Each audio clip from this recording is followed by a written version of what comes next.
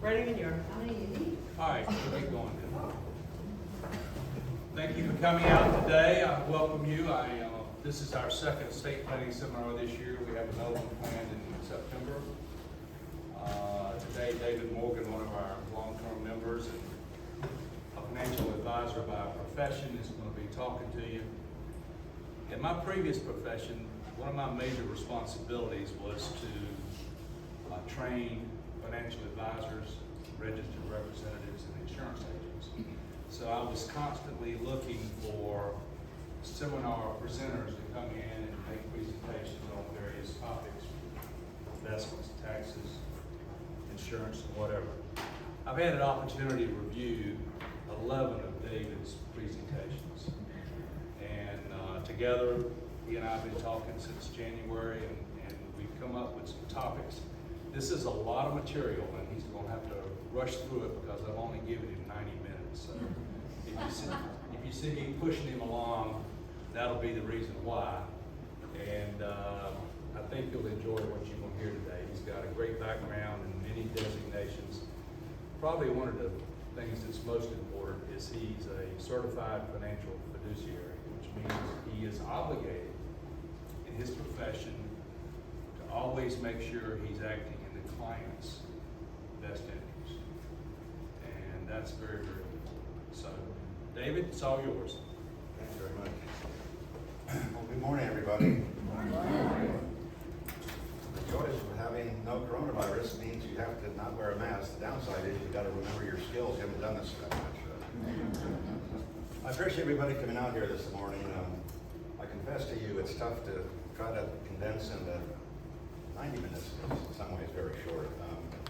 All these various disciplines. So what I tried to do in constructing this, and thank goodness my assistant did all the cut and pasting of PowerPoints, is way beyond my pay grade. So the goal of this, candidly, this morning is to hopefully awaken the giant within, as they say. And the neat part of my firm, again, is I'm not really the specialist. I have kind of a lot of knowledge and a little bit of knowledge in certain areas, but not all. So I learned over the years that a good advisory firm needs to have a lot of good subcontractors. So to use a metaphor, I'm kind of the conductor of the orchestra. My goal is to get the accountants and the attorneys and all these financial folks to work in concert. And that in of itself could be a challenge, but having three boys needs some training. So we're going to cover 4 primary topics. In the church bulletin, as you notice, there was actually 7, and that was part of the challenge, is to try to cut and paste and extract topics from all these vendors who have different sorts of materials they want to provide. So Jim and I kind of decided there's a core one, taxes and retirement. I'm a member of a nonprofit group. Pre-COVID, we were doing this about every 6 weeks in some of the colleges around Orlando, Ocala, Jacksonville, and wonderful turnouts, 25, 30 folks. And then, of course, coronavirus hit. And I got to tell you, trying to do this online, it's boring enough in person, much less trying to get an audience on a computer. But the good news is, hopefully, it's awfully granular, candidly, and I try to step back and try to keep it as simple as I can. Social Security, same story. We actually have some designated classes on that, but I promise you, your eyes will glaze over. One of them was actually entitled Social Security 567, and the reason for that title was there are literally 567 different claiming strategies of Social Security. So, needless to say, I have a specialist in that area. Kind of my fun topic is wills versus trust. I'm one of those rare ducks who did attend law school, but when I got out, I realized, I really want to sit and draft documents all day, so I didn't take the bar exam. But I learned over the years to have licensed bar attorneys, not people that you get from an office supply store. And so we do, pre-COVID days, we were doing 3 or 4 estate plans a month. Again, with the virus, everybody's kind of hunkered down, and oddly enough, they often think they're going to live forever. That's not the case. But the neat part of the narrative on our estate planning work is we do a lot of things that are all-encompassing that I've learned over the years. Lawyers are often like specialists. You go to a knee doctor for your knees, you go to a brain person for your brain, and So we have a team of attorneys, actually we're part of a network and actually licensed in 47 states. So why is that important? There's a lot of folks here in Florida that have property in other states and that sort of thing. I could tell you some more stories about the, I guess intellectual laziness is a nice way to put it, of some of the titling that goes on. And then the last one was kind of a challenge in a reverse way on legacy and charitable giving. It was not an actually sanctioned or official PowerPoint, so what I did is put together some constructs and illustrations, both from my personal practice as well as I'm just one of those weird ducks who loves to read. And I think that's kind of, to be honest with you, that's the most fun part of the presentation to me. So, and why we're here, right? So, just quickly, my designations are Masters of Science Financial Services. It's like a CFA. The main difference is the head of that institute, Gordon Williamson, actually went to my law school. I didn't even know him, but it's got a heavy estate planning and asset protections focus. Certified Financial Fiduciary is what Jim referenced. RMA is a fairly new designation, a retirement management advisor. The main premise of that, without getting too detailed here this morning, is modern portfolio theory, which is how I cut my teeth with my master's, is wonderful 8 years out of 10. The problem is you have what's going on like right now. You have these tumultuous, volatile times, and the industry, in my view, has done a very poor job of explaining to folks and prospects and clients that you need a floor, you need a defensive strategy to weather these downturns. And I promise you I don't wish ill will on anybody, but it's when times are tough we actually earn our stripes.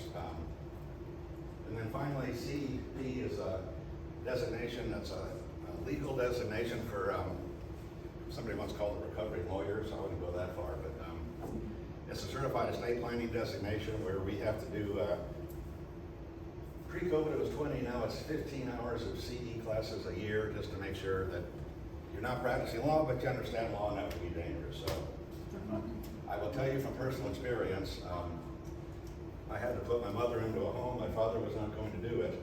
And I learned firsthand all the machinations involved in getting somebody admitted to a nursing home and protecting the assets. And then my father, good news, he kind of put his white flag up when he fell in 2019, and I had to go put him into a home over in Sarasota. And suffice to say, you really earn your stripes when you have to play parent to your own dad. And so the neat part of the narrative, strangely enough, is when you actually have to go through these things yourself, you speak with a lot more conviction. So, without further ado, let's talk about the first area, taxes and retirement. I will confess to you, we extracted a lot of slides out of here, and even then it's still awfully detailed. So if you want more information, I brought a packet here you can take home. It's not an infomercial, it's just kind of an overview as to our services. And the neat part is the COVID crisis is we now have 16 different disciplines or topics in about a 5-minute infomercial.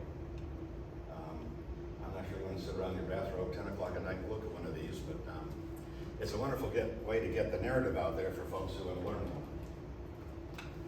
So basically, the tax and retirement is going to cover kind of 5 major topics. And again, some of this gets real detailed and boring. That's why I defer a lot to the CPAs, but it's good to at least get a visual and an understanding of it. That's how I look like when I put this thing together. And I did put in new batteries. There we go. So let's talk about tax brackets. Effectively, you can see the breakdown here. Taxable income is based on your AGI, adjusted gross income, and these are the actual income tax brackets. Now, where people often get confused, they say, well, I'm in the 32% tax bracket. But effectively, what you'll notice is you go use the preceding bracket, and then the percentages for that, which is over. It's kind of what I call a stair step.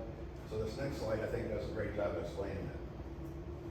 Again, the concept is not to memorize the numbers, but visually, I think this does a great job of showing you what the income tax rate, and again, it's a graduated income tax. And despite all you hear, that taxes are terrible and they're crazy and way high, and I understand all that. In terms of our country and the free world, we're actually one of the lowest in the free world.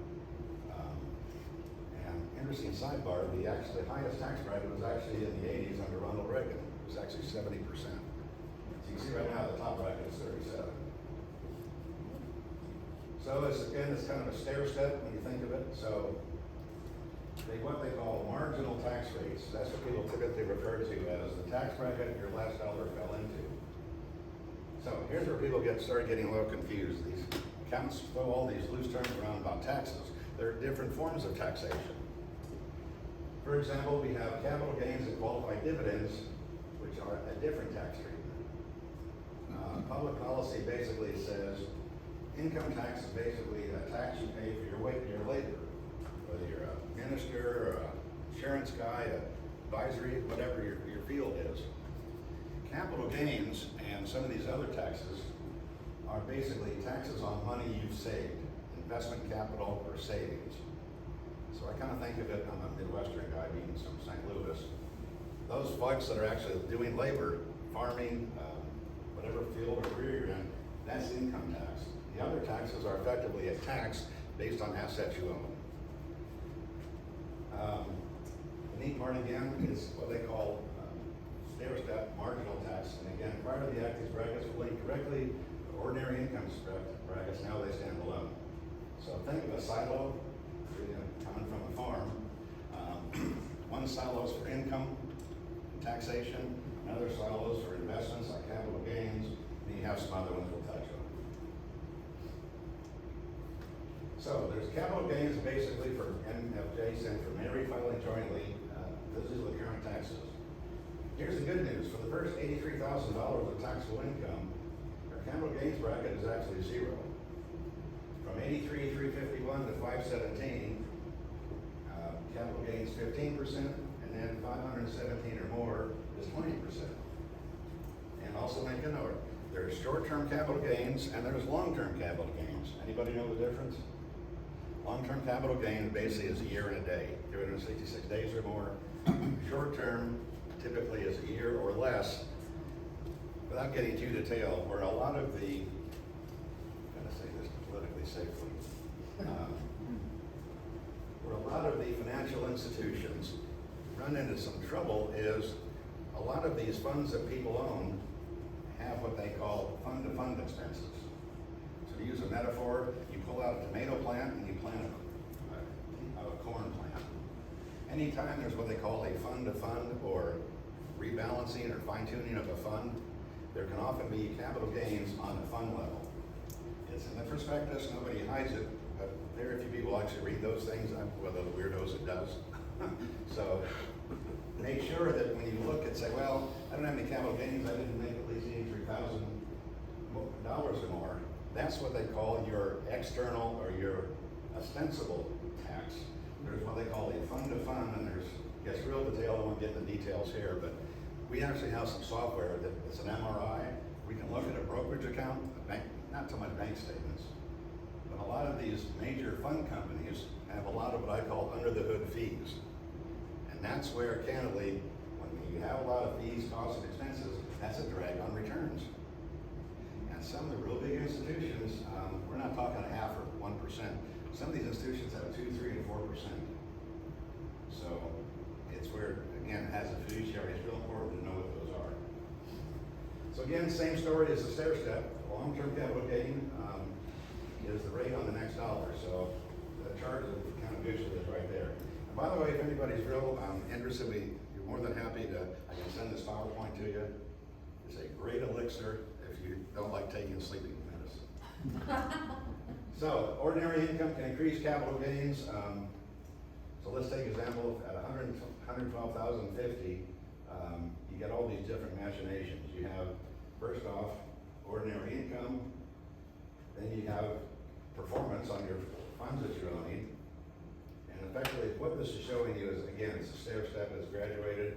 Where it gets real confusing and complicated, you basically only have one tax return.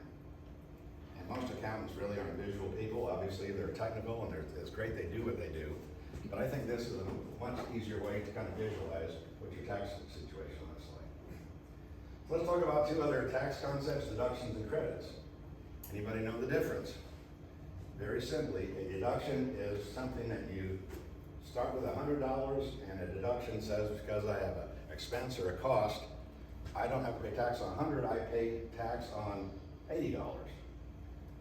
A credit is an actual dollar for dollar credit on a tax bill. For example, some of the energy stuff, solar, etc., they will issue, let's say, a $7,500 tax credit. That literally is a dollar for dollar deduction off your tax, what you owe in your taxes. So let's talk about deductions. This gets a little in the weeds, but first off, here's the good news. There's a standard deduction, $25,900 for a married person, or $12,950 for a single. What does that mean? If you have incidental costs, expenses, medical bills, etc., your actual amount needs to exceed almost $26,000. That's why most people do a short filing.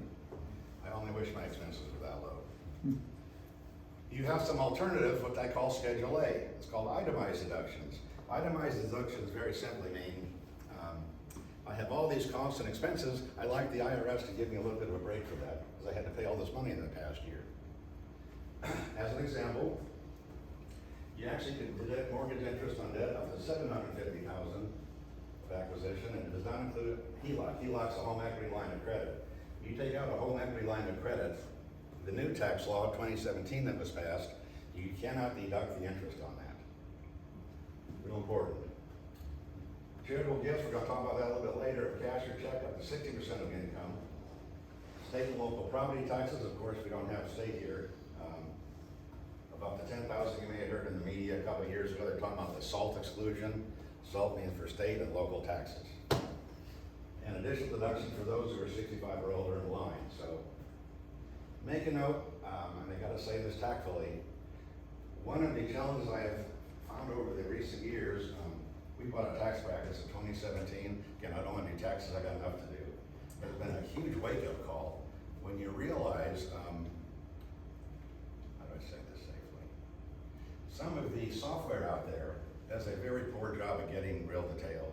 You'll say, well, I bought a TurboTax, I'm just going to do it that way, and that's all well and good if you have a fairly simplified return. But I've learned over the years, sometimes it's worth getting a professional CPA or accounting firm for a couple $100 to let them get in a lot more detail. Typically, the software, what I call out of the box, if you will, doesn't do a lot of this fine tuning. Now, we're talking about credits. Credits from a social policy perspective are meant to incentivize or effectively kind of reward behavior. So you have, for example, the healthcare tax credit, the earned income tax credit, education credits, savers credits, and child credits. So just know they're out there. I don't know if you want to get into the details. I did the time. I got about a 60-second slide. So this is kind of an example of a married couple filing jointly. $38,000 was their income. They had a $25,000 standard deduction. That's just for being married and being a couple. If they're over 65, they can take another $1,400 times 2. So their total deduction would be $28,700. Everybody kind of follow that? Now they contribute to an IRA, $2,000. We'll talk about some of the IRAs in a minute. So the tax subject is $7,300. Let's say they're in the 10% tax bracket, that's $730. But there's also a saver's tax credit for an IRA contribution of $1,000. So effectively, they've got their tax down to 0. Again, I don't get into all the machinations. I just like to know when I take my car to the mechanic, the light's going to go off. So the neat part of this computation is it shows, again, a lot of things that I think often your tax software may not prompt you for. So middle income, married filing, joint brackets are the same. Kind of again, a stair step. You got the initial deduction, then you have your first tax bracket, your second, and so on. So you can see effectively. Interesting sidebar, we did a study of our tax clients last year. The average net tax rate, meaning you take the gross income and all the stuff you'll earn and made and took off the deductions and credits, etc. The average retiree's tax bracket was about 12%. So despite all the clamoring in the media, I just try to tune out the noise. Our taxes, 12 cents on every dollar. is actually pretty low when you think about it. Nobody likes taxes, I understand that. But if you look at it again, compared to most other countries, it could be a lot worse. So let's talk about the real tax system. And this is where kind of in the church bulletin, we talked about IRAs and RMDs, that sort of thing. Capital gains, Social Security benefits, Medicare premiums, potential cash conversions or withdrawals from IRAs. There's a 3.8% net investment tax and the AMT, alternative minimum tax. I've learned these two were kind of the hidden parts of the recent tax code. They were in there, but nobody really talked about them because a lot of folks don't have that kind of high income. But I can assure you that they can make a big difference in your return. David? Yes. Oh, just for a second, well, maybe you're getting ready to, Go ahead. what RMD is actually. Oh, yeah, I use the acronyms too easily. RMD effectively is required minimum distribution. And I'm going to give you the simplest way to explain it. I have a number of people over the years to say, this is just so unfair. I have this money in a 401k or an IRA or a 403b, a teacher savings plan, TSP, thrift savings plan with the federal government. It's unfair that they gotta take that, I gotta start paying tax on that. Let's look at some good news. First off, the RMD now starts at what age? 72. It's not 70 and a half. It actually starts, and this gets real complicated. The year you are 72, if it's between June 30th and the first of the year, it's the end of that calendar year. I have a client right up in Halifax Plantation. I saw him a couple days ago. They're one of these nervous Nellies that, see one thing on the news and Armageddon's around the corner. I said, you guys are Baptists, you should be saying that. Another discussion. Anyway, his wife's going to be 72 on July 13th, next month. 2 months. July's next month. All right. So, there was an article in Forbes magazine that even said, even the accountants are confused. So very simply, if your birthday is June 30th, the first part of the year, or sooner, you have to take the R&D for that calendar year. If your birthday, if you're 72 from July 1st to December 31st, the second half of the year, you take it for the next year. Make sense? He pays, she doesn't. What's that? He pays, she doesn't.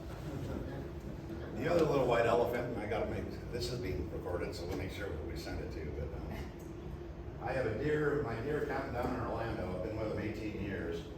He says the IRS right now is taking 6 to 7 weeks just to open the mail. Everybody's working remotely. So they're watering the lawn, golfing, walking the dog instead of doing what they're supposed to. So I've learned over the years, just because there's a deadline by the IRS, there's a little bit of wiggle room. I didn't suggest he's doing that, but that's the reality. Does that help answer the question, Jim? Yeah, I think so. Just, and maybe it's clear to everybody. Once you're 72 and a half, if you have an IRA that you're not taking money out of, you have to start taking some money out of it. And there's a table that tells you how much it is. And you have to pay taxes on the amount you take out. So if you've got an IRA, you're gonna have to take out $70,000 each year, and they tell you in advance how much it is. You have to pay taxes on it. Thank you. And I'll give you folks the simplest way to come up with the IRA computation. There is a factor and a table, as Jim referenced. I'll give you the historical perspective. I think it's easier to think of. Back in the 80s, when they started IRAs, the Congress got together, and sometimes they really are logical. And they said, we've had all these people saving money, and we've not been able to get any tax. So if we start this IRA, how are we going to get taxes? The actuaries got together and said at age 70, this is back in 81, 82, let's use a factor of average life expectancy of 78 years old. 77, 78. So from 70 and a half to 78 is how many years? 17 years.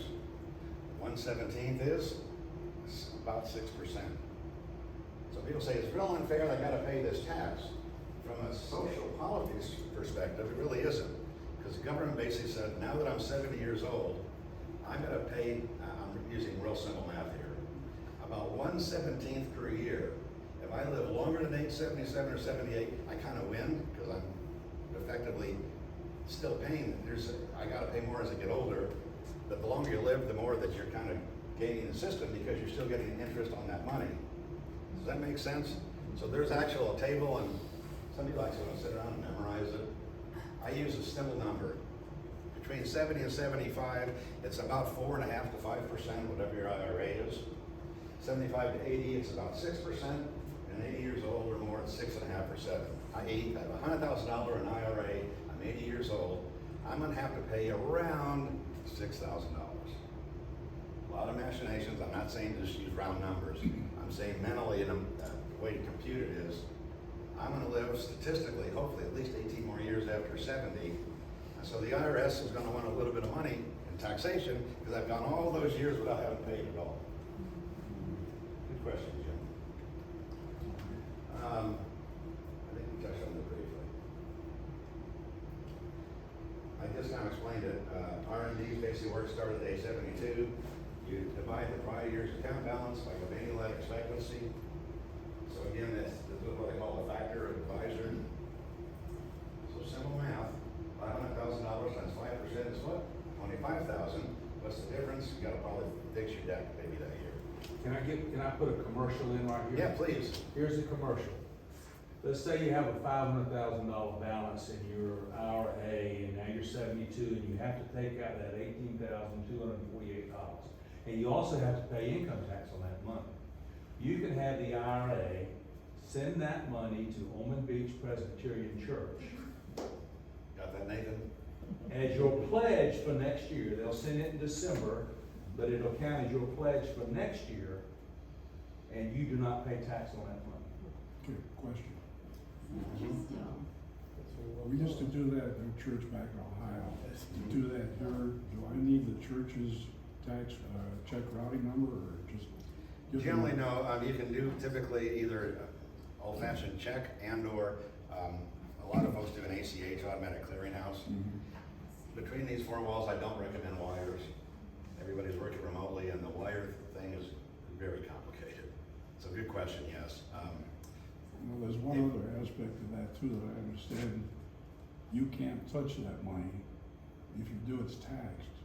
So it has to go directly from your provider to the church or whatever charitable. Yeah, good point. There's what they call constructive versus legal receipt. Constructive receipt means if you physically touch that check, they can argue that you touched it, therefore you should be taxed.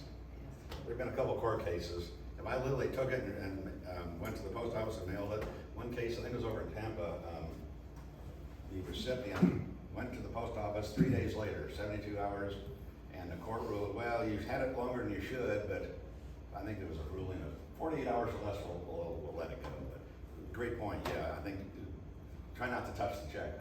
This is kind of the story. So question, Dave.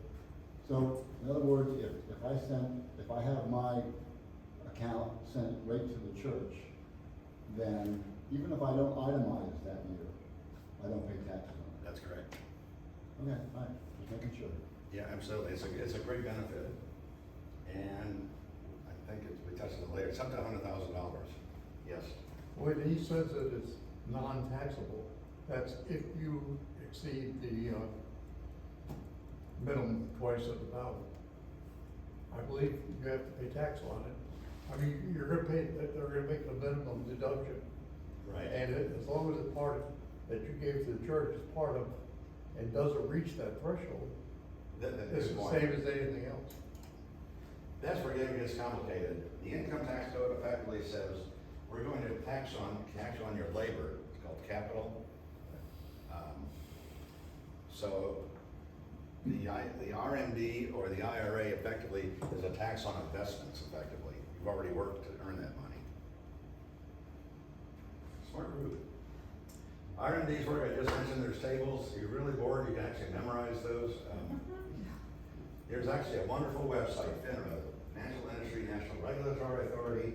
You can go on their site, literally, plug in the closing year balance of 2021, your age, and it'll pop the number up right there for you. It's amazing when you use a regulator's number, nobody gets audited, you know? So I actually did mine longhand, and I was only 8 cents away. I was 8 cents higher than FINRA. I rounded up and set it down on pennies. But anyway, that's effectively kind of the R&D story, environmental distribution. Way back in the 80s when they passed the law, so you'll see it start again at age 72.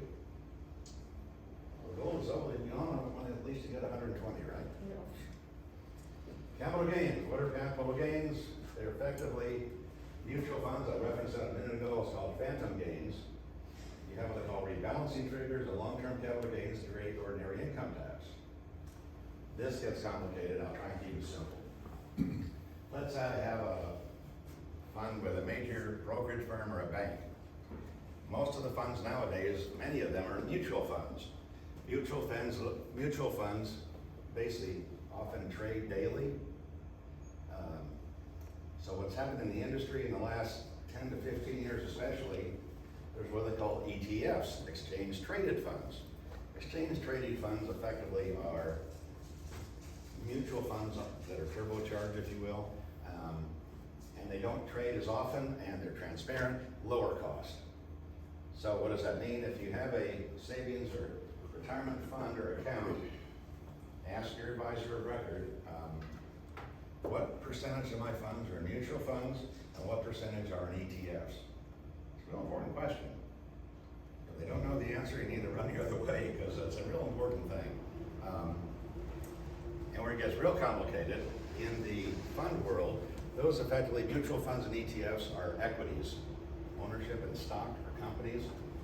In the fixed income world, which are bonds, that effectively is kind of a moot point. We'll hopefully get to that in a minute. So let's talk a minute about Social Security. It's basically tax based on your other income. You have what they call up to 50% Social Security benefit, ordinary income, dividends and capital gains, and non-taxable interest.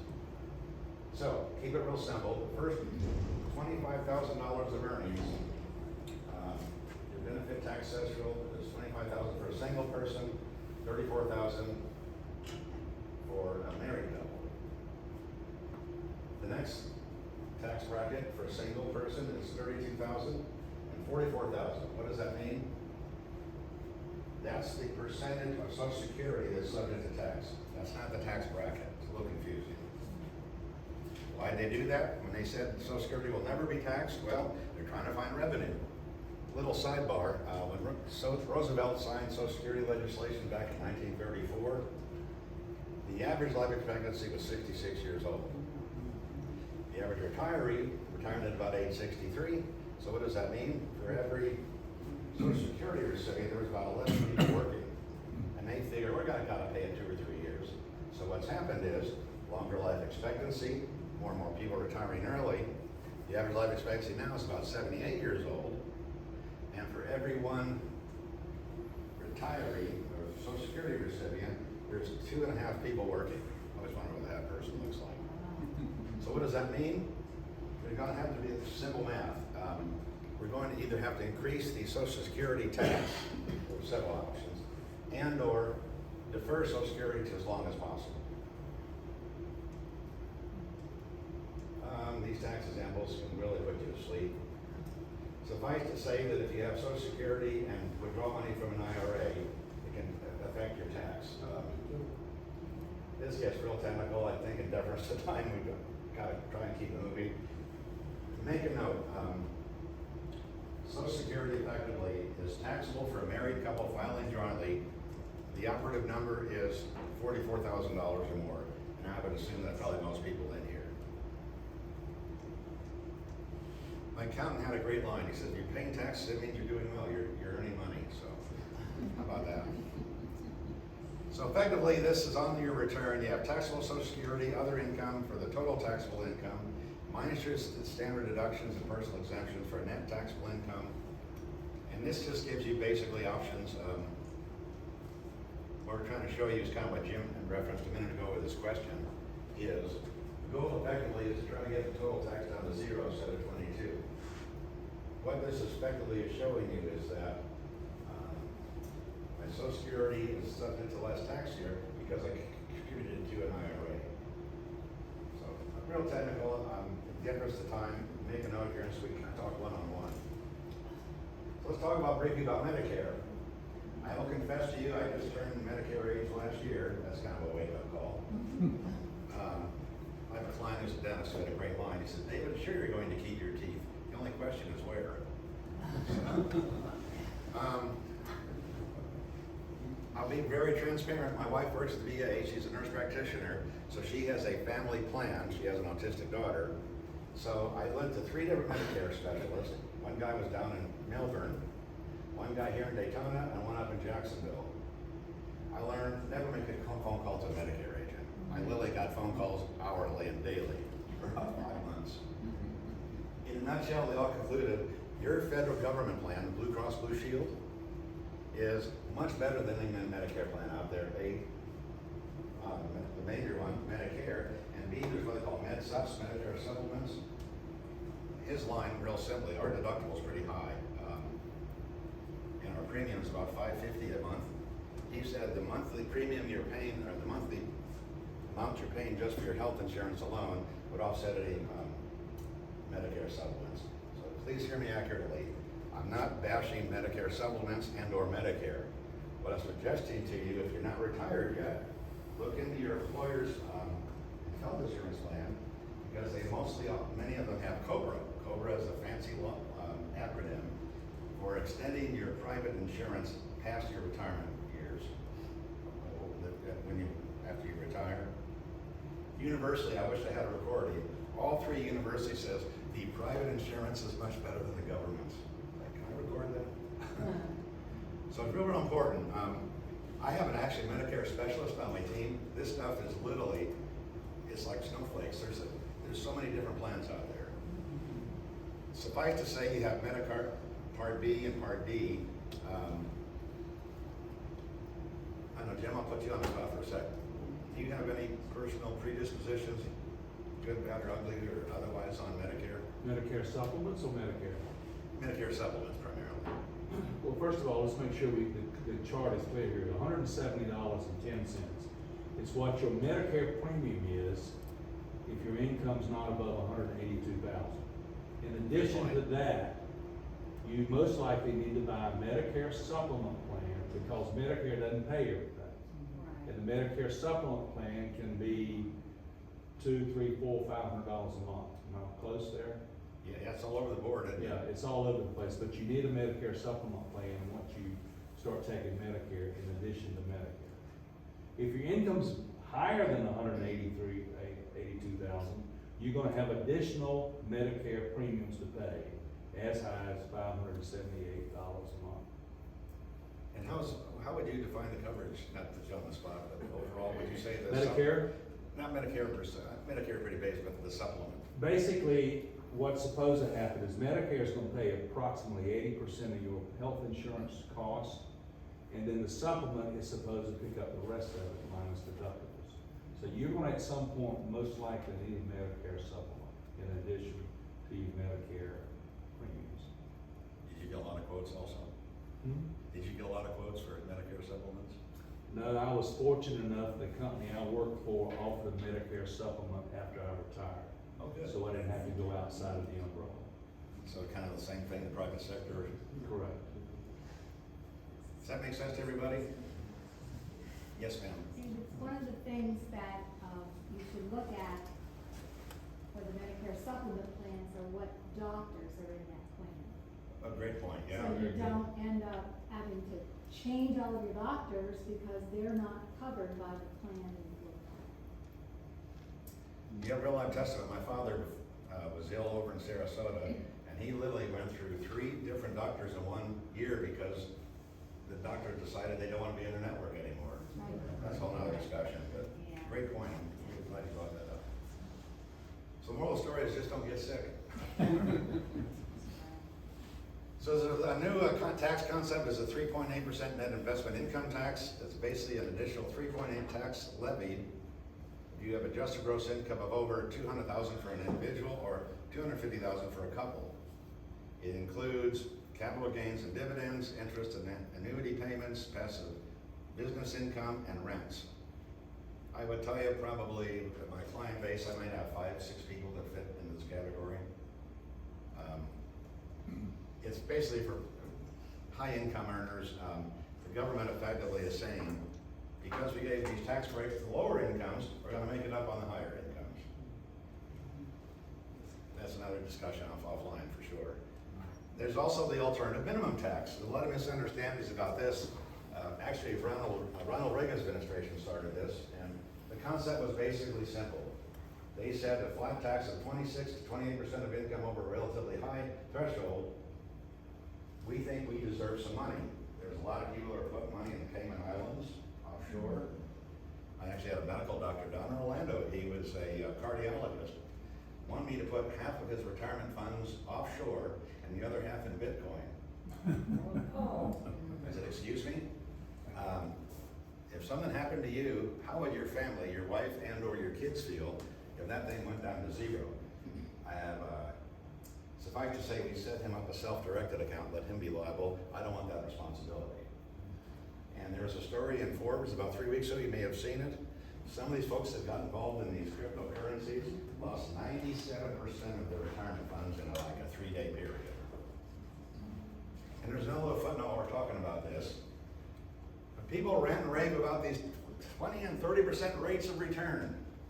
I asked them one simple question. And if they can't answer the question, please run the other way. Is this a registered security? You'd be amazed how many people are out there. You can go to the insurance website or the FINRA website, Securities and Insurance, that are hawking products that are not registered securities. Kind of like taking a medicine that's not FDA approved. And how do you know that? If you're not sure, when you get your statements every week, month, or quarter, there's what they call a CUSIP number. CUSIP. Every registered security must have a CUSIP number. What does that mean? If they don't have a CUSIP number, I promise you, run the other way. I'm real hardball about this because I have a client in Ocala, a poor guy died a few months ago. But he had around $350,000 in a retirement fund with me. I thought we did very well. But he kept seeing these ads for these 12, 14, 15% guaranteed rate of interest.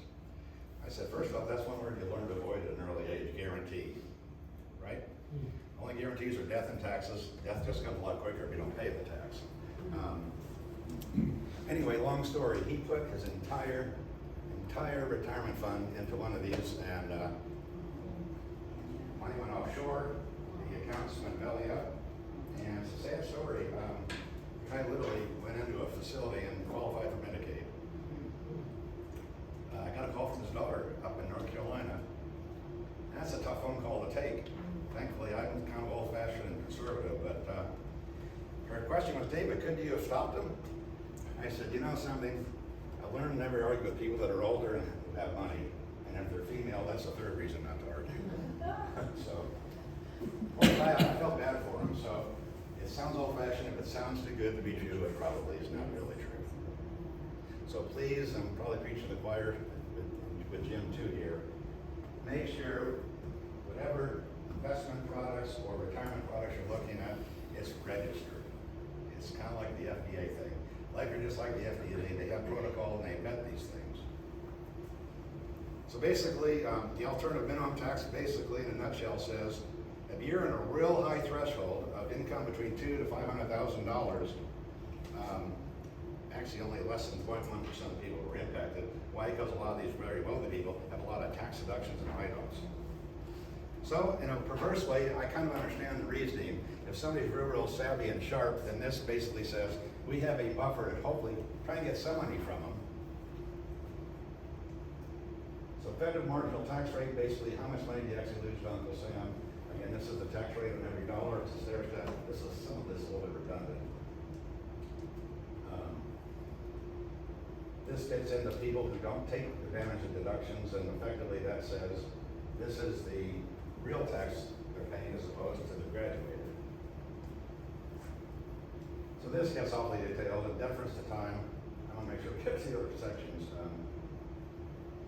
Suffice to say that if you want to look at ways of taking advantage of IRAs, minimizing your Social Security taxation, and look at capital gains options. So, I like this slide. This is probably one of the most important slides on here. You go home, what's my roadmap? How do I navigate this stuff? It's a lot of information. First off, we suggest diversifying among account types. IRAs are tax deferred, tax free. There's some wonderful tax free instruments out there, municipal bonds. right now, the big hot thing is TIPS, Treasury Inflation Protected Securities. In pre-inflationary days, it was 0.5%, 1%. We have some Treasury Inflation Protected Securities, they're paying 3 to 5%. Get ready to the rate of inflation, get ready to the payoff. Dave, Yes. the one that someone just told me about, and I investigated it to IBOM. IBOM? You put $10,000 a year in, and right now, it's at 9.62% for the next 6 months. Well, great, thanks for sharing. Now, here's the good news. There is a $10,000 cap on the consumer level. As a fiduciary, as a registered investment advisor, we're on the institutional platform. Kind of think of a two-car garage. You have the consumer side, like TD Ameritrade has a consumer division, you see advertised. On the institutional side, through RIAs or a broker-dealer, a stock house, there is no cap. I have a family up in St. Augustine who has $350,000 with us approximately, and he literally is gonna move about $300,000 into these tax-frees or inflation I-bond type things. So a lot of machinations and variations on the theme, but great point, Mike. I appreciate you sharing that. Number two is use tax-deferred products wherever possible. There are some wonderful tax-deferred or tax-free instruments. We'll talk about that a little bit in the charitable part. This is real important. There's a concept in law and finance now called tax harvesting. Simple rule. Let's say I have 4 IRAs. My wife has 2 and I have 2. And I gotta take $10,000 out. My IRAs, what most of the lazy advisors do, they say, we'll take 25% out of all 4. Here's the neat part of the narrative.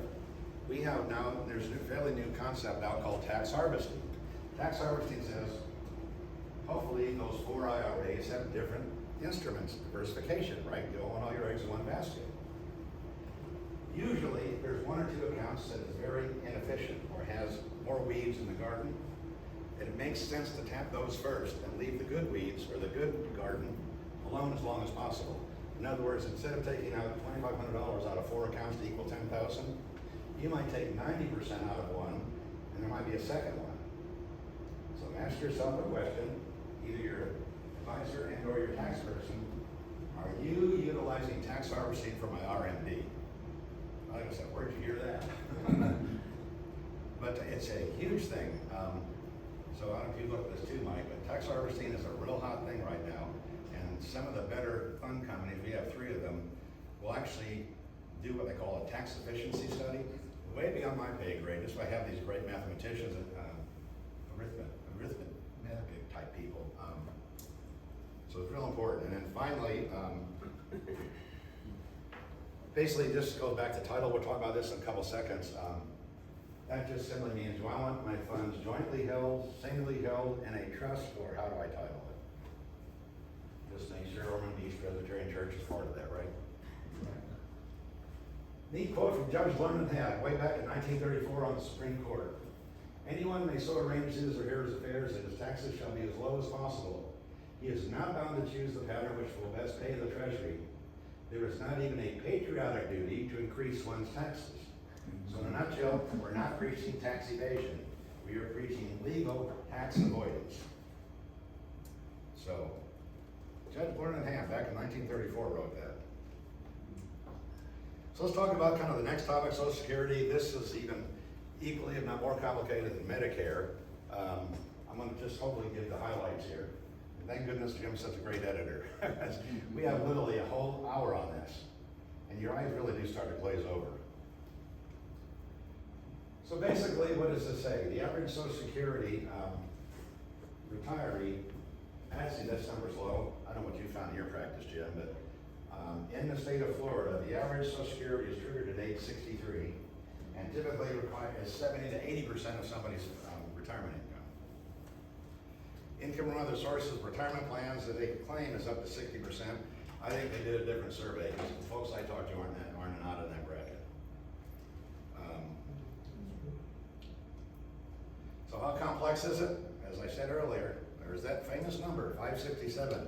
I actually had a class called Social Security 567, and I kept asking, where did you guys come up with that name? Why those numbers? And I finally contacted the author, and he told me that's how many different strategies there are. So we did 1 minute for each, we'd be here about 5 o'clock, right? Now I get all the hype and, Social Security is called social insecurity, it's not gonna be there, the trust fund, et cetera, et cetera. And there was a statement in 2009 that said, by 2041, the Social Security fund will be exhausted. Then, of course, they came out with another number in 2014 that said by 2033 it'll be happening, or basically they'll pay about 77 cents for each dollar. The good, the bad, the ugly. If you do the fine research, most congressmen, obviously, are gonna get Social Security as well. Do you think they'd rather send money overseas and let the Social Security fund go bankrupt, or protect the Social Security fund first? Because Social Security, folks, is not an entitlement program. It's your 401k. You put money into that while you were working, right? Your top 40 quarters over your working years.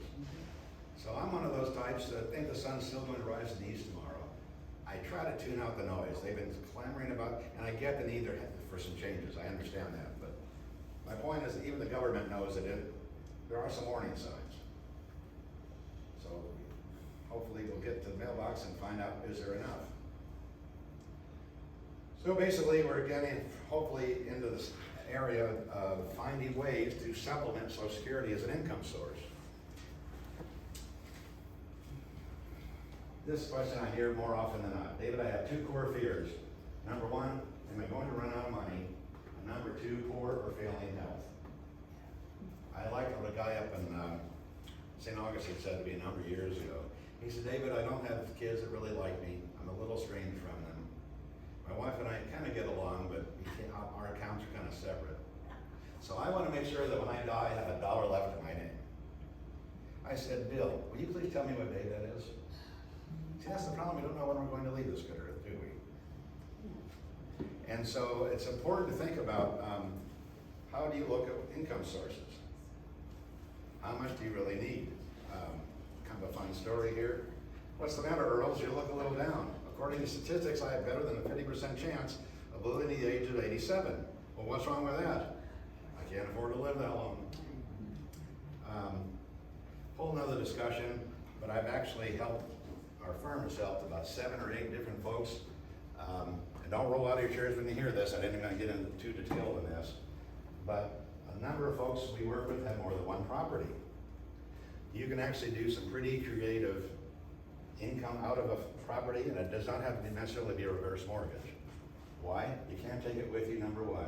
And they've done studies, over 90% of the children who receive your things, property, liquid assets, sell your house anyway. Don't mean to offend you. And it's often a fire sale. They just want to get their house sold. So make a note, if you have a lot of money in real estate, there are some pretty neat programs. I have a guy here in town and then another one up in the Washington, D.C. area. There are some wonderful ways to get income per property. And here's the good part. They are so regulated. It doesn't matter too much who you go to, but be careful of the banks. They have a lot of hidden fees. So Social Security basically says, first off, let's determine what your benefit will be. Look at your options and maximize your benefit. You guys might know this answer, but I'll just ask it. Social Security starts at what age? 62, right? Early retirement.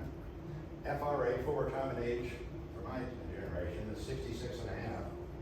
And the final retirement age is age 70. Does anybody know between age 62 and age 70 what the difference per year is? About 8%. Thank you, you did your homework. Yeah, it's actually 57%, i.e. So David, I'm just gonna take it early. I know I'd like to have it now. I ask you a simple question. Where else can I go at 8% on my money, tax-free? If you can do it, go work at a car wash or Starbucks even. It makes a huge difference. We did a survey for a lady who was 63. She was thinking about taking it out, and she said, wouldn't wait to age 66 or 70. The difference by waiting to age 70 in her circumstance was $430,000, almost $500,000. Compounding interest and growth. So for me, mine's like $2,700 at age 66 now. I wait to age 70, long way to ways. It's actually $3,400. So that's $800 a month. So one of the things to think about. So basically, you probably know you do get your Social Security. Mine actually comes electronic. I didn't know that that's happening, but it basically summarizes your earnings, how much your employer is paid, and based on your earnings. And you'll see on this Social Security statement on the inside, they're typically three numbers. Early retirement age, 62. FRA, full retirement, which is 66 to 67. And then ultimate or final retirement age. That's what they call the PIA, primary insurance amount. Again, this is a real complicated area. We have a whole workshop on it. So you can't go online, by the way, a lot of folks don't know this, and actually access Social Security regularly. Although I'm the type, I don't like to see paint dry, I have no interest in knowing what that is. It allows you to review your Social Security, Medicare benefits, update your address, and change your direct deposit data. And I can assure you folks, with everybody working remotely now, or many people, it's a much more efficient way to do it is electronically. So now what? I'm going to look at different caveats to Social Security. There's what they call the windfall elimination provision, or general practices, COLA, cost of living adjustments, claiming age, working if you make a claim, taxation, spousal benefits. I get a lot of questions about WEP, windfall elimination. What that basically says, if I work for the federal government or state government, like the Florida Drop Program, Social Security will typically do what they call an offset. You won't get your full amount because they're saying you're also getting money from your state fund. You didn't contribute as much as people who didn't have that. So, I just summed up 557 benefits in about 11 minutes. So basically, the horse is kind of a neat illustration. People need to look for income. They can look for Social Security. I'm not going to say which is black and which is white, and or other income sources. Which horse do you ride first? Statistically and logically, if you're in that 62-day 70 bracket, it makes sense to try to tap these first. Again, most funds I know aren't getting 8% tax-free, even the offshore ones. So basically, this gets into some options. I don't know how much you want to get into all this, but again, 62 to 70, 66 and a half or so is full retirement age. Full retirement age, and you can see the difference here. And after full retirement age, there's no limit. Suffice to say also, make sure if you have been divorced, make sure you have something in writing and technical, because I've had a couple instances where people come and find out spouse one dies, and the surviving spouse who is divorced can sometimes try to make a claim because he or she may have made more money. This gets real technical, but suffice to say, the devil's the details. I had a guy come to me once who was, his words was, I'm mentally divorced, but not legally divorced. I said, well, something happens to you, my friend, the government doesn't know what your mental condition is. The devil's the details. Make a note also, they have what they call provisional income. It's the sum of all your income, including your tax-free municipal bond interest, plus have your Social Security. It's a way to compute it, the way they come up with it. Again, this gets real technical. Some of the better advisory firms have a software calculator that do a lot of this for you. So how are they taxed? Again, the first $25,000 for a single person, 0. This is a really good slide. $25,000 to 34, up to 50%, and over 34, up to 85. Again, that's not the tax bracket. That's the amount subject to tax. For a married couple, 32, 44, and 44,000. It's 0, 50, and 85. And again, these tables have been pretty much the same for a long time, so what does that tell you? If the Social Security needs to have more funding, I have a suspicion they may change. This gets into ways to minimize taxes on that. Basically postpone receiving it as long as possible. Let's look at other sources of income for like wages, distribution, interest, blah, blah, blah. i.e. be a good steward, really is kind of what they're saying here. And hopefully you're enough one to tap those other sources. Thank goodness. Number 3 topic is kind of a fun topic. It's called the estate planning piece of wills versus trust. And over the years, I can't tell you how many people have come up to me and said, David, my lawyer said I need no trust. A will is just fine.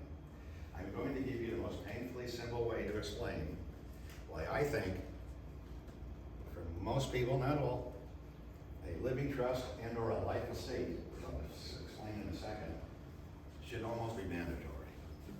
Give you a real simple analogy. I've had 2 cases right now, one in Gainesville, one right down in DeLand. Mom and Dad have only a will medical directives, etc. The legalists are thinking, well, the will says Susie and Billy get the house. Okay, so they didn't have any of these more technical documents. So the two kids get together, they go down to the Deland County Courthouse, Volusia County Courthouse, and they want to sell the house. If the property is in mom and dad's name, I ask a simple question. How do the heirs, those two children, sell the property from mom and dad's name to whoever if it's still in mom and dad's name? Can't do it. Put this in big bold letters. A will does not establish title. A will is a statement of intent. Maybe that's the Florida bar recording this. So what does that mean? Without properly drafted documents, they have what they call summary administration, or kind of close the estate on light, L-I-T-E. And what that means very simply is they got to wait a minimum of 9 months. They got to post all the specifics of the death in the local county newspaper, depends on the county. So here's the question when the lawyer says to you, a lady called me from Charlotte 2 weeks ago, one of my clients lives up there. She said, David, I just came back from lunch from a lawyer. He said, trust is a waste of money. I said, really, how much did he want for it? Around $3,000. I said, yeah, that is a lot of money. Without playing price wars, we can do that for about 30 cents on the dollar, number one. Number two, I gave the same scenario. I said, call the attorney back. I didn't know him or her at all. And ask them, please, how do I convey is a legal word, transfer money from my name to my heirs, my kids, grandkids, whoever I'm passing title to, if I only have a will. So, this is real important. People say, there's that big P word. Does anyone know what the big P word is? There you go. And I have this question all the time. Let's first off ask what probate is. It's a legal process aligning the affairs of a deceased person and transferring that person heirs to the heirs under terms of the will, or if there is no will, it's called dying intestate. If you die without anything in writing, who gets to decide where everything goes? The judge. The judge, you don't get a vote. And as a footnote, in Florida, they have what they call the spousal continuance provision or presumption. Does anybody know what that is? In many counties, not all, many counties in Florida, the surviving spouse has a presumed interest of 30% in the property. And if you go through a divorce, it doesn't matter, candidly, oftentimes if you don't have written documents. Probate courts will also use the term conservatorship for people who cannot manage their own affairs. Does anybody in here remember the name Terry Chabot? That family fought for 12 and a half years whether to take Terry off life support. I read an interesting story about that. They were actually coming home from a party, and they were talking about medical directives and taking someone off life support, etc. And Terry Chabot, the lady, said to the husband, well, you know, if something happened to me, you know what I would want you to do. What does that mean? So the parents, mom and dad, said, well, she's going to be on life support as long as she can. The husband's argument was, no, she knew what I wanted to do, what each wanted to do, and I was not be on life support. So literally, the family spent over $1 million in legal fees and costs. And the travesty is, if I may editorialize for 1 second, the governor intervened and basically made that family stay on life for an extra 2.5 years. It's a dramatic story, I admit, but you just don't know. So listen, what approach should probate be avoided? I have people tell me, that's not a big thing, David. It's a great, easy way to transfer property, and it keeps it out of the family. However,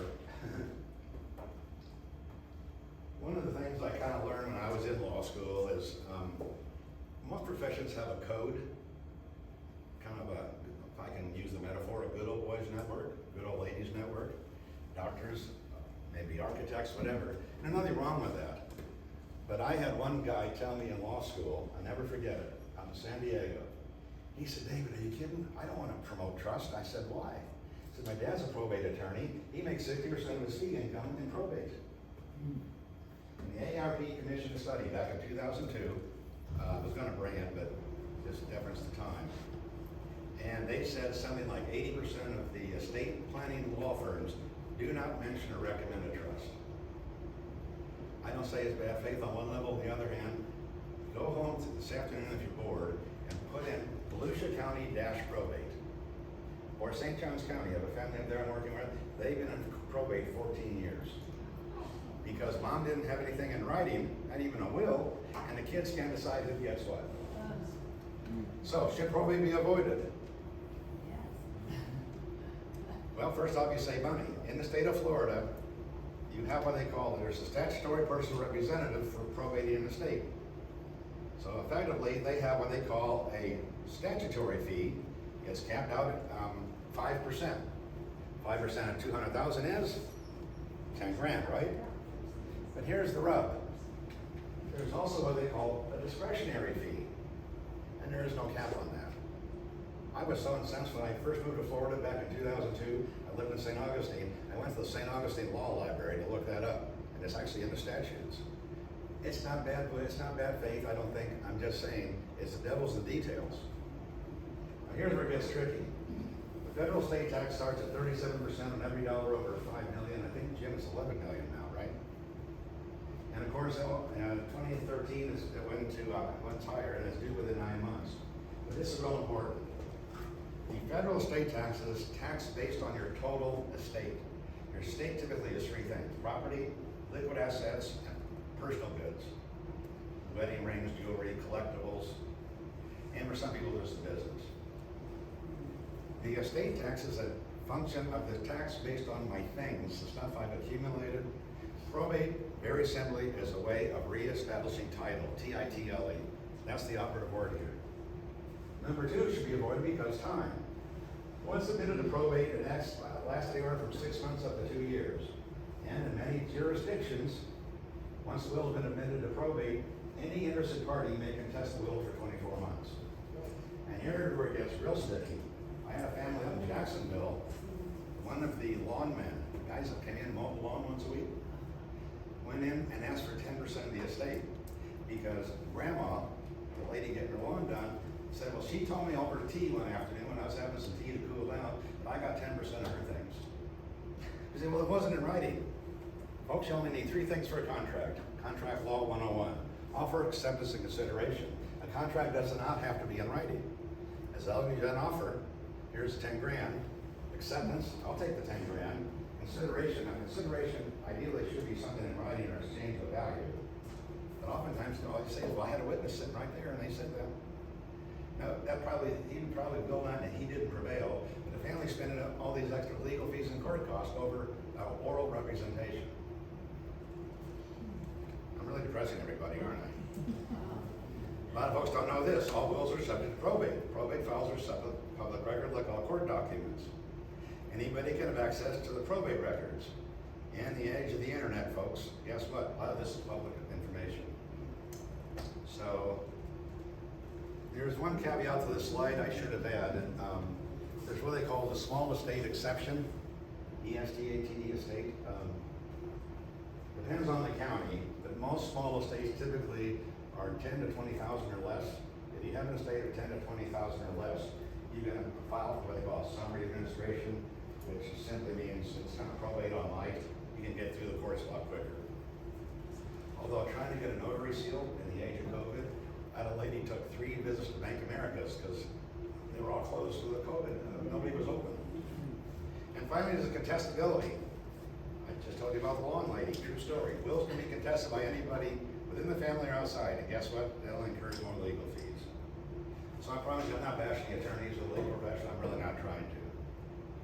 But in full transparency, whoever your lawyer or attorney of record is, ask them, do you think I should look at some alternatives to just a will? One of them is a living trust. I use the metaphor example of a safe. A living trust is a written document into which you place the instructions for the distribution and management upon the death or incapacity of the person creating the trust. A privately funded trust will bypass probate. Here's the other route. You go to the law firm, they draft all these wonderful documents, notarize them, witness them. You're so excited, you take them home, you put them on the shelf, and never look at them again. We did a survey back around 2010, and we had about 40 clients we had attained in a 4-year period that had documents done somewhere else. Of those 40, 32 out of 40 did not have any of the real estate funded in the trust. So what does that mean? Back to the example I gave earlier. An unfunded trust is an empty vessel.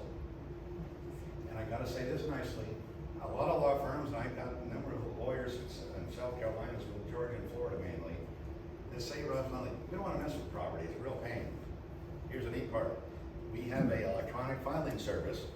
We can file deeds for folks in pretty much, well, I said 47 of the states. And most of the states, about 80 to 85% are now electronic. So for around $100 to $150, I have a dear family that is real close to where we're standing, who paid $750 to get a will transferred from the deceased brother to her name.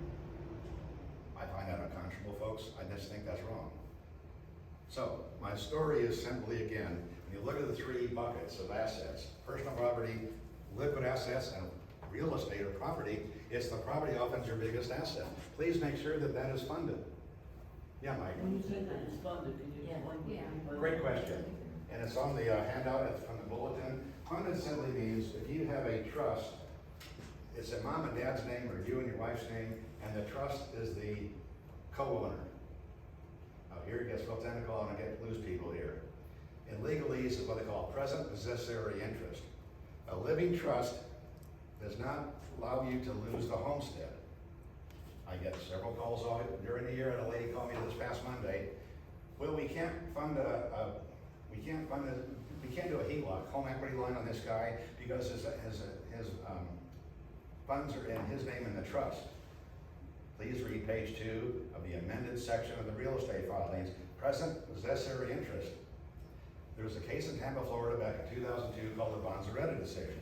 The Bonzaretta decision basically said, if you have a trust, you're gonna lose a homestead, you can't do it.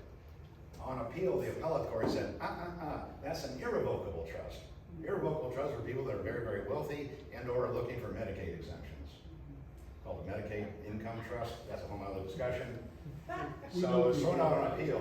So I gotta say this politely and nicely. You'd be amazed how many bankers and mortgage people call us. Usually I get the call. We can't retitle or refinance this home, it's in a trust. So they say, well, just take it out of the trust and put it back in. That's another $300 or $400 in filing costs and junk fees. I got a guy right down in Orlando who very happily will do it, and both times, the last two, he was able to do it for, basically, they didn't penalize the family for having a trust. So I gotta say this nicely, trusts are kind of bandied around as a real loosely. There's so many different forms of trust. A revocable living trust simply means I retain incidence of ownership. So when you get your property records at the end of the year or in March, if you have a living trust, you'll have your name, Mike and Ann, comma, after it will say TTEE, trustee, or LE, life estate. I'll try to keep this real simple. An alternative to a living trust, I was gonna put it on here, but ran out of time. There's what they call a life estate. A life estate simply says, I'm getting older, I don't wanna mow the lawn, I don't wanna worry about all the house upkeep. So I'm going to give future interest, not present, future interest to my son or daughter. Son or daughter takes what they call statutory equitable or statutory ownership interest, legal, right? But as long as I'm alive, I get to live and stay in the house. We have a meltdown over the holidays, they can't throw me out on the street. That's what they call equitable ownership, meaning I live there and I own it by living. Statutory, legal is actually in my son or daughter's name. We can do a life estate, folks, for around $150. I don't want to pray twice words here. BB management lawyers say, oh, you don't need a life estate, don't worry about it. I see too many crazy things happen in families, so great question, Mike. In a nutshell, when you get your property records, if you have any of these documents, the document should say your name, husband, wife's name, comma, TTE, which means trustee, or LE, which is life estate.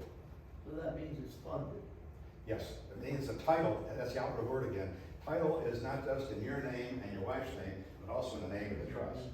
So what happens when you guys leave this good earth for the church triumphant, your son or daughter goes to the courthouse, they show a copy of the trust certificate, that's the memorandum, the abbreviated version, and that life estate document or trust document, and title, literally, title it passes immediately. I actually went for a family in Ocala, Marion County. They were so confused. He said, I'll I'll pay you the gas fee. That was before it was $5 a gallon. I said, don't worry about it, it's just the right thing to do. So a lot of misunderstandings about this. Yeah, Mike? That leads to the next question, is what about money? Great question.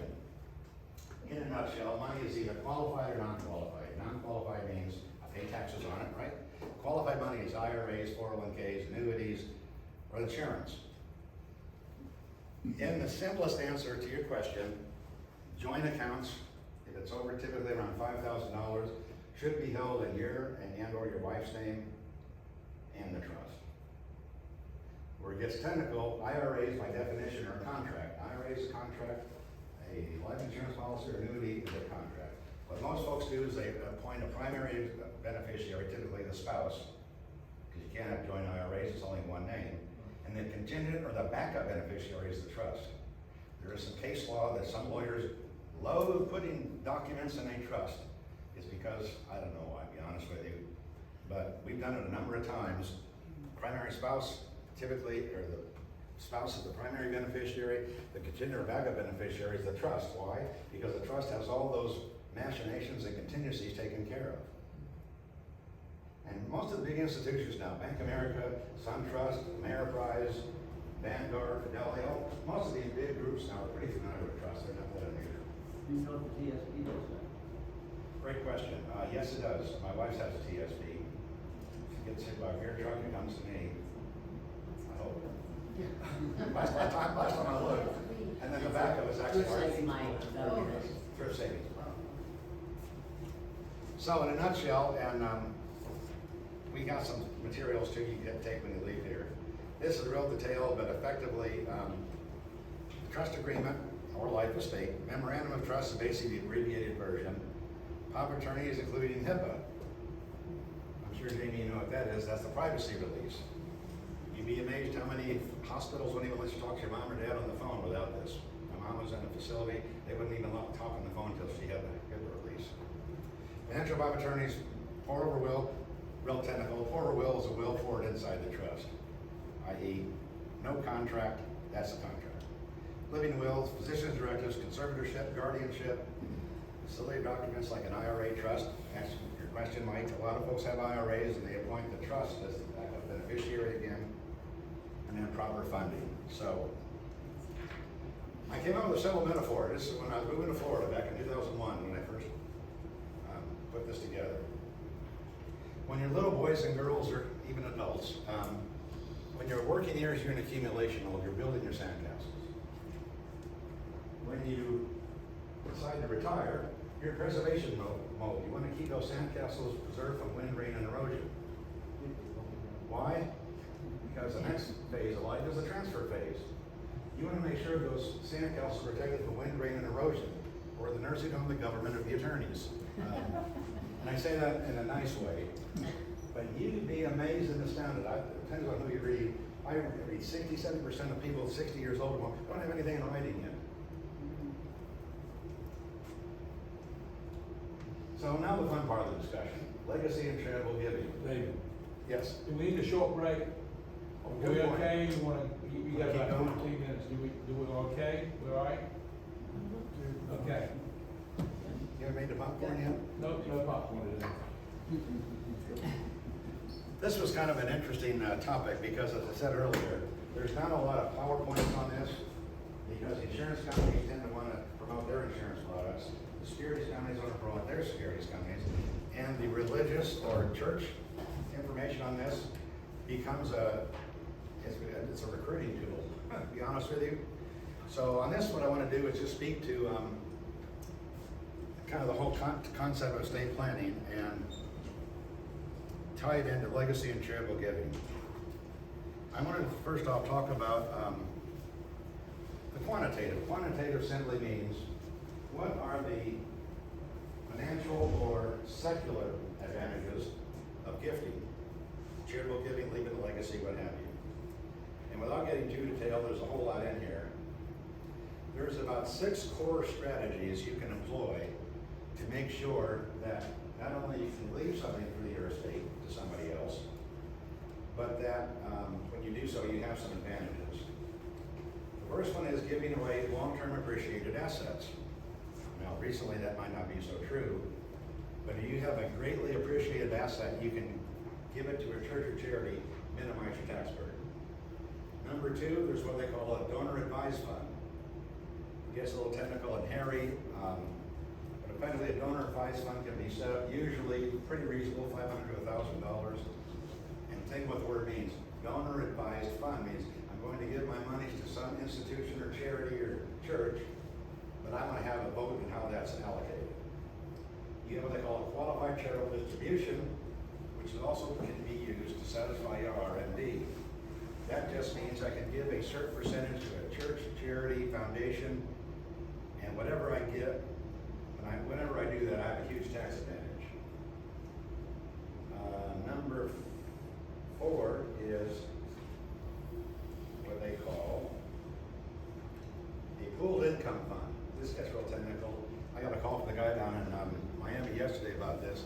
A pooled income fund simply says, I'm going to contribute to a church or charity, and I'm going to pool it with some other attendees or people, and by doing so, I tend to get greater rates of return and greater, it's kind of the effect of compounding.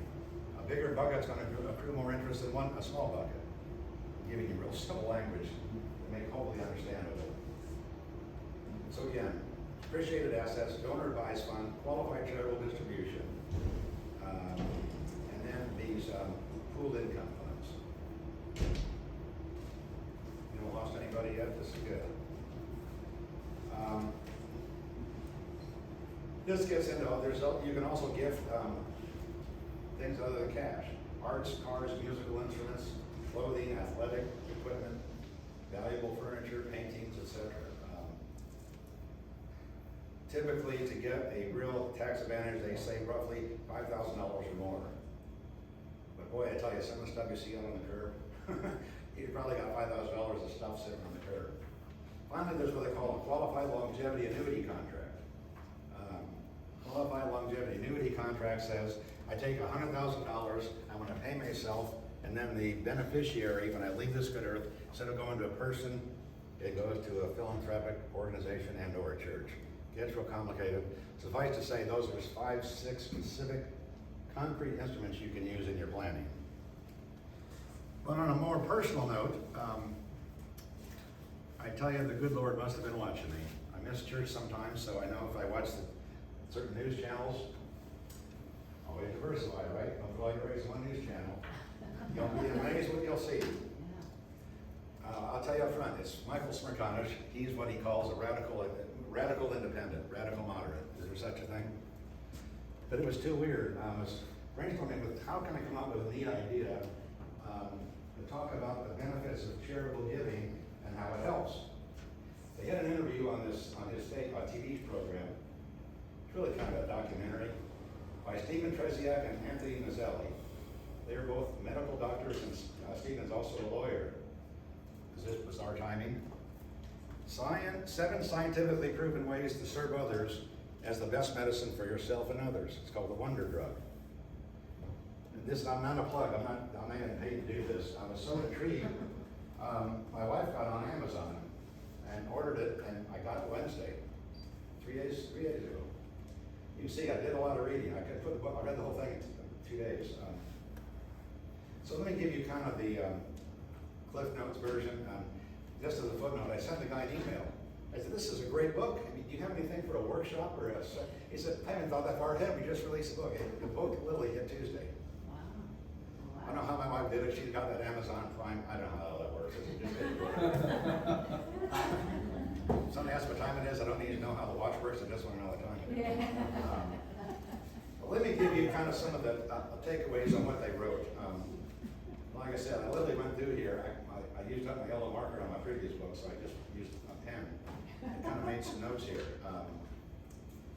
And this is, I gotta tell you, their footnotes are enough to choke a horse, about 30 footnotes per chapter. Wow. But he listed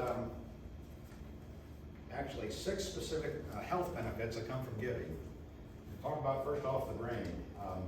There's actually what they call four neural, I'm going to pronounce it, hormones? Hormones, yeah. And I can't even pronounce them. Suffice to say, there's 4 of them. But basically, they did studies, and he's got research in here, And he said many times in the book, we're scientists, we're medical guys. But he said he was astounded and amazed how his medical practice was almost divinely inspired. And the reason for that is the rest of the reasons. Number 2, physical. Longer longevity, lower heart cases, heart attacks, higher pain thresholds. I don't know how you measure that. Jamie, that's why she's here. Sharper minds, lower incidence of Alzheimer's and dementia, and more of a sense of purpose. That's a little obviously harder to measure. Mental, this was kind of interesting. 6 core advantages of giving that come to you in a mental capacity. Less depression, less anxiety, less loss of memory, greater fear of purpose and less burnout, and much lower incidence of addiction. And I gotta tell you, seriously, the footnotes in this thing is like 20 pages just of footnotes. It was almost overload. It was so many statistics and numbers. I tried to step out and make it simple. So you get the brain, the physical, the mental. He called what they call a happiness quotient. He said, they say that fulfillment comes from not satisfying yourself but fulfilling others. You get not just fulfillment, but when you fulfill and give to others, you reach a moment of transcendence. His words. Giving to others increases fulfillment and ultimately transcendence. And then number 5, he said success is not measured by corporate ladder, your salary, your income. He said the problem with those things is you ultimately get soul rot. I thought that was an intriguing choice of words. Soul rot. So he said the ultimate goal is to look at number 6, your motives change. You're less worried about your looks, you're less worried about pleasing others, you're less worried about returning, doing reciprocity, give something because you expect something in return. You focus less on yourself. And his buzzwords, I love this. You want to develop a mind and heart of altruistic egoism. Now that sounds a little counterintuitive. But I got to defer to what my father taught me. This was part of his eulogy I read. Well, getting too personal. My father told me at a very early age, way back in the 60s, he said, David, ultimately your success in life is not measured by the cars and that sort of thing. When you're driving a Corvair, I understood that one. He said, your ultimate goal in life is to have a blend of ego. I said, Dad, I thought ego was a bad thing. He says, no, pride and having a conviction for what you stand for. And empathy means being able to think about the other person first. And I love their language. Altruistic egoism. So there's some other articles. Cleveland Clinic did a survey that said people who volunteered for soup kitchens or committed to running for the local church and charities, we can cite these specific health benefits. Lower blood pressure, increased self-esteem, less depression, lower stress levels, longer life, greater satisfaction and happiness. This was back in 2019. There was another survey, the benefits of giving to charities, churches, and donations. Improved life satisfaction, increases the reward center in the brain, probably a famous topic there. Helps the community, improves your health, reduces your stress levels, improves your morale, reduces civic engagement, makes your community standing better, and reduces your tax burden. Goes back to the tax thing again. And then finally, I gotta tell you, there's several things my father taught me. Not just the ego and empathy, but the other thing I reflected on was his sense of duty. And I'm gonna give you a real corny example, but I think sometimes these workshops need to be from the heart, not just the PowerPoint. I got the dubious task of going down and clean up his room when he deceased, and so in our haste, you pack stuff up, and I'm a saver. I'm a history guy, I save everything. My house is paper city, not clutter. It's paper clutter. I said, what's the difference? I said, I can throw it away quicker. So as I got home, his dresser home, a dresser from 1938. I'm old school. He had it as a kid, and I wanted to keep his dresser. When I opened the top dresser door, there was a file in there. And my father served in the Army. In 1962, he was called up to Fort Lee, Virginia. Cuban Missile Crisis. Fort Lee, Virginia, we did nuclear fallout drills at 2 o'clock every afternoon. Right? The Russians are coming, hand under a desk. Remember all that? In his file, he had a letter from the office of the president, President Kennedy. Kirkwood, 22, Missouri. Remember zip codes used to be 2 digits? I got a weird You are hereby commissioned to report to Fort Lee, Virginia, starting in September 1962. It wasn't Kennedy himself, but whoever the defense secretary then, so McNamara, I remember the place. So that was on page 1. Page 2 is the second letter, September of '63. This is like 2 months before the assassination. You are hereby commissioned to renew your service in the military. If yes, check yes. If no, please check no, and the reasons why. Now, my mother was a frisky thing. She had 4 kids in 4.5 years. I was the oldest of 4. So just imagine for a moment, we didn't even have air conditioning. We bought a '64 Chevy Malibu. Before that, we had a '58 Chevy station wagon with wood on the sides. We packed up and went to Fort Lee, Virginia, September of '62. So this is 1 year later. I mean, I'm 7 years old. I don't know any of this stuff, right? I was in 1st grade. And my dad checked the second box. And it said, please state your reasons for not wanting a deferral. They were wanting people to re-up, so to speak. Because the missile crisis happened, but there was still a lot of uncertainty about what was going to happen. And I gotta tell you, this is where this whole sense of duty came to play. He said, please see the addendum, page 3. Page 1, page 2 of the reasons. And he said, here are my 5 reasons for not going back. He listed my name, my brother, my 2 sisters, those are reasons 4. Reason 5 was his wife. He drew a line, like he had them all up, and he just wrote, I have a family to raise. And I had this epiphany. First off, he never told me that letter existed. Now, my siblings, they would just put that dresser on the curb and I probably never found those papers.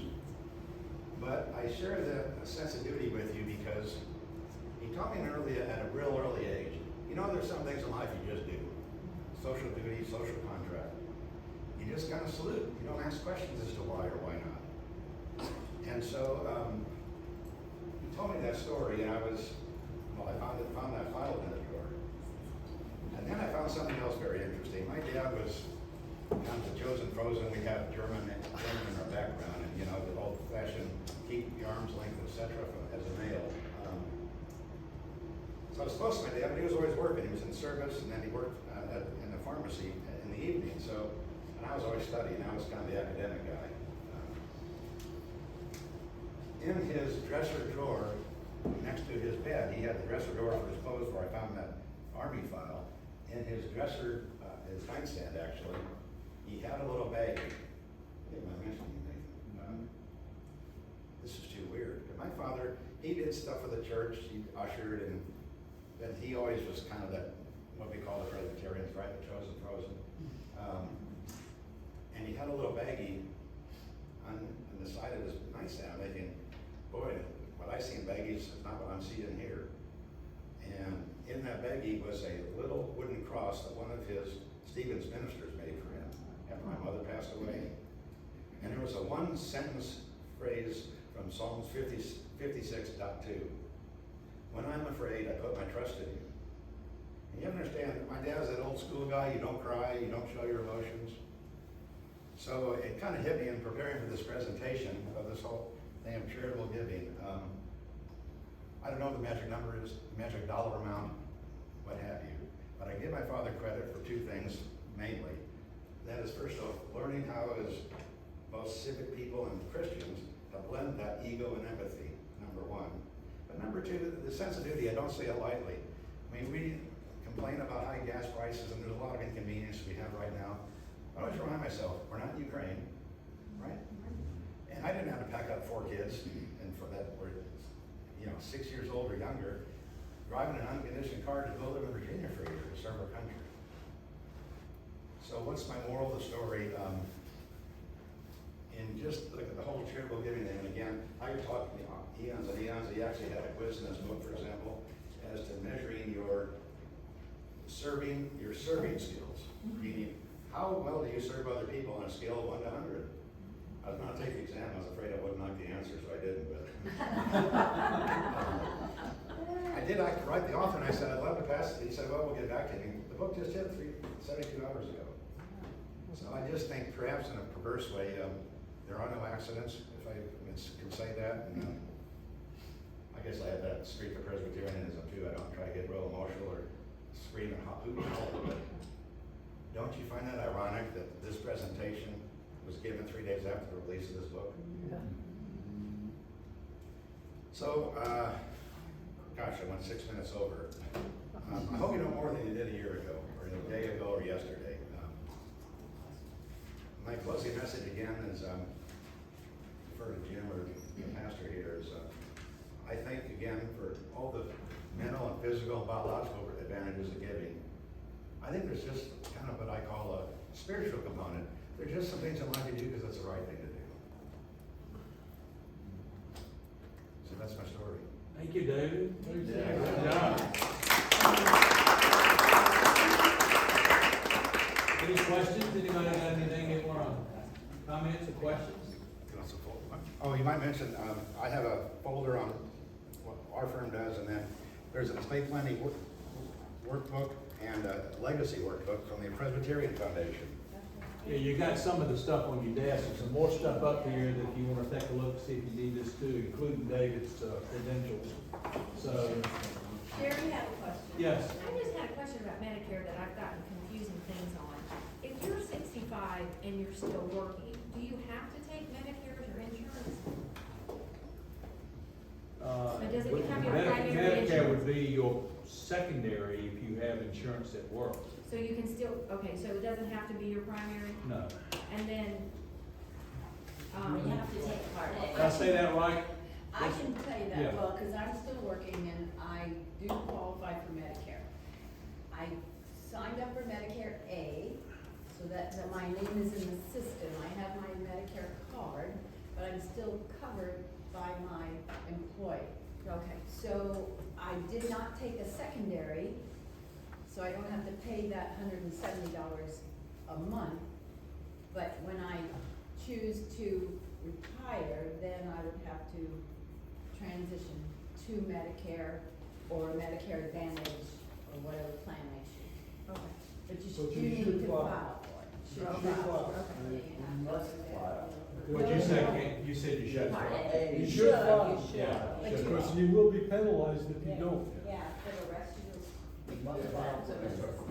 Yeah. On but I Medicare, didn't file. people that are still working should understand that if they don't take out the secondary, when they start collecting or sign up for Medicare, if you do it 2 years later, 3 years later, the price keeps going up. Right. Secondary. The secondary, the price of secondary will increase Just one. the longer you wait to take it. So it is age-based, huh? Any other questions? That was really good. Thank you. And Okay. then there's Medicare Advantage, you also have those type of plans too. Which are supplements to, Not necessarily, you can roll over your Roll over your Medicare Medicare right into benefits Medicare Advantage. into a Medicare Advantage plan. okay, Like AARP has a Medicare Advantage, my Florida Healthcare that I work for is a Medicare Advantage plan. That means in essence, you're putting your primary Medicare card in the drawer, yeah, in essence, and you give whatever doctor you're going to, your Medicare Advantage card, which means there's a Medicare primary, your B and your drug plan is all rolled up into this Medicare Advantage plan. okay, very good. Anything else? You can order that book really quick, I did it while you were talking. What's that? Okay. Order that book really quick. Oh, I did it while nice. you were Probably talking. have it today. She's an Amazon expert. Oh, and maybe just one other thing, and I'm just learning this because Ken's wonderful, because we did a trust, a living trust, right? And I would thought the guy who helped us do our trust said, you're right, this is an empty receptacle, like you said, so put your house in the trust, put your savings account in the trust, put your, our investments in the trust, Checking. so that you have something when you die that's funded the trust, rather than Right. all these other pieces of paper that are And somewhere it's else. transferable. And it's transferable. If you have a trust, is it state line crossable Like, so we move so much, so every time we move, we gotta get a new will. Great question. Oh my gosh. the And you're trust- not cheap? The trust agreement transcends state lines. Actually, I have a couple that lives in Portugal half the year, they're actually dual citizens. Basically, free world, like, right, we got our laws from England, right? So the trust has to comport, will comport to anywhere in the free world. What has to comport to state law is the will, you make the will comport, the oral will comport to the trust, and then the medical, financial power of attorneys, and living will, those four directives need to comport to state law. So you have to keep updating them, you can't just have a trust. All the more reason. Well, you can have a trust, you just gotta make sure that the subsets of that, trust conform to what state you're resident. And people say, what's residency? Most states define as where you vote, where you homestead, or where your driver's license is. There's a nice comes with having all this stuff, I guess, you know? Thank you. Any other questions? I have one last question for you, and just shout it out if you have any suggestions.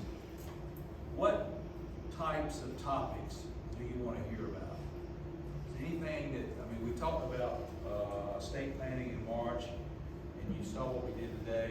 What other, is there other things, or we just keep doing these same types of things? We want to keep these seminars going, but we need to know what you want to hear about.